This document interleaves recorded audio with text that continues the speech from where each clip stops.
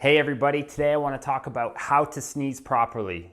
And you're probably thinking, I've been doing this my whole life, so I think I know. But I've seen a lot of people that come in and embarrassingly tell me that they hurt themselves while sneezing. And the reason why is sneezing actually creates a lot of pressure through the spine and through the rib cage, as well as some of the muscles that are associated with it. So what are some of the common things that can happen from a forceful sneeze when you get injured? Well, it could be simple things like a joint strain or a muscle strain. Those are very common, but what can also happen are bigger things like a rib fracture or even a compression fracture of your spine, or things like a disc herniation or a disc bulge, which can cause substantial pain for long periods of time.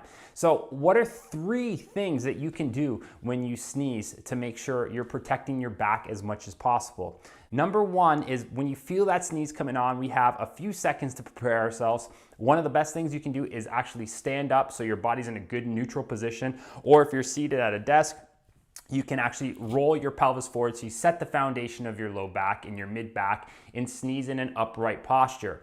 That is absolutely crucial to protect your low back and your mid back, because the more we round there's more compressive forces that happen when we sneeze, and you're going to be at a much higher risk of developing something like a compression fracture or a disc injury while you're sneezing.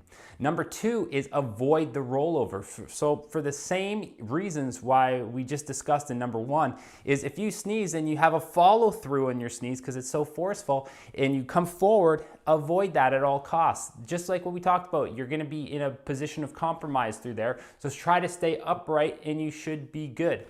And last but not least is if you're one of those sneezers who just doesn't let it go, then don't hold back.